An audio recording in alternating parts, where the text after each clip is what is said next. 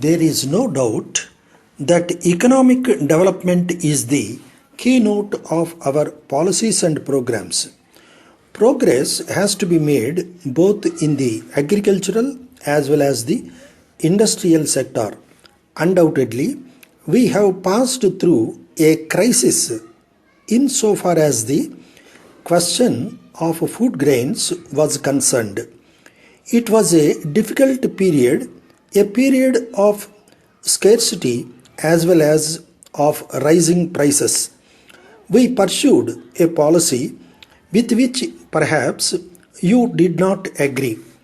I must be frank, the government did not get any cooperation from the trading community, especially in dealing with food grains, and we had therefore to adopt a particular policy of greater regulation and check. You will excuse me if I say so that your federation has also not been very grateful in this regard. You just kept quiet, did not give proper advice to the trading community, and I once pointed it out to you when some of you were good enough to meet me. However, I must say that our policy has borne fruit. There were difficulties, but ultimately the dispatch of food grains on state-to-state basis has done the job of meeting the needs of the different states and of the community as a whole.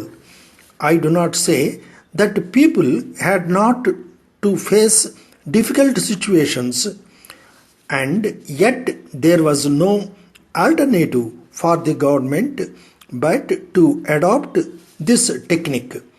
We have entrusted to each state government, especially the surplus states, to procure food grains or to purchase it either through the mills or through wholesalers or even directly where they find it necessary or where they can do it. And this procurement and purchase is going ahead. Insofar as rice is concerned, we have been able to procure 8 lakh tons of rice, if not a little more than that. I do not know whether we will be able to reach our target of about 20 lakh tons. We have had a very good rice crop, maybe of the order of 30 million tons.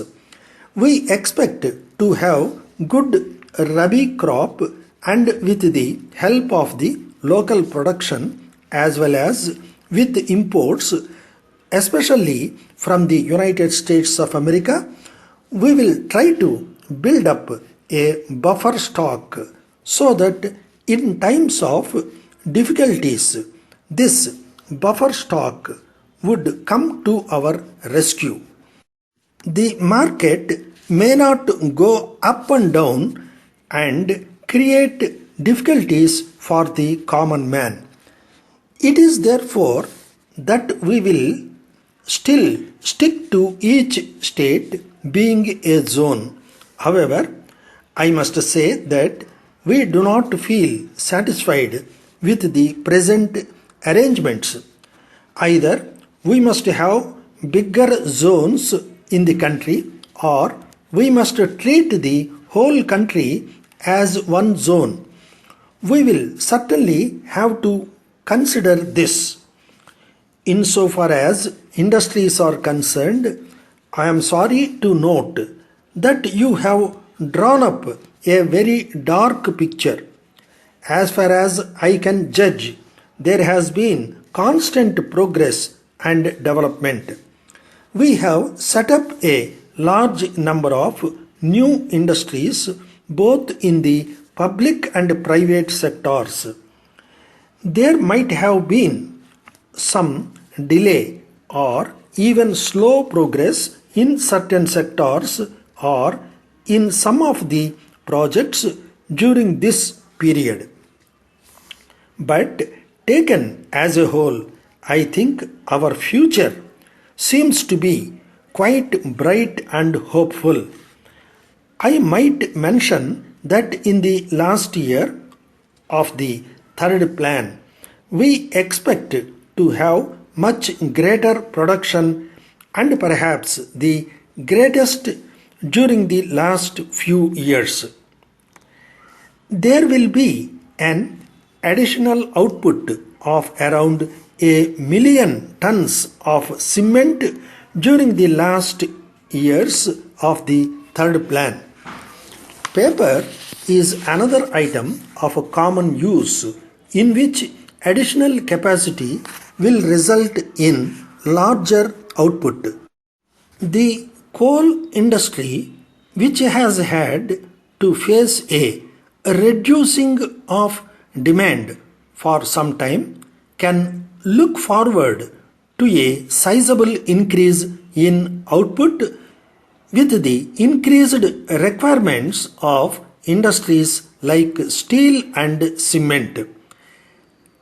As a result of the credit made available from the international organization, the percentage of production of certain key engineering industries such as machine tools, electrical equipment is expected to increase in the coming years.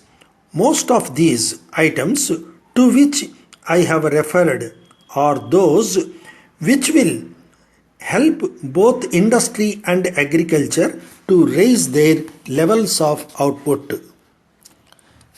Dear Sir, I am in receipt of your letter dated 10th August informing us about the non-receipt of certain sealed packets which have been sent to you by our lorry service last month. We regret very much to hear it and we feel sorry for the inconvenience, if any, caused to you in this regard. Immediately on receipt of your letter, we have made necessary enquiries with all the concerned. We have also given instructions to all our branch offices to make every effort to search for the missing packets and let us know immediately. We are sure that the packets must have been unloaded at one of our branches by mistake in spite of the care that we have taken while labeling them. We shall let you know about the missing packets shortly.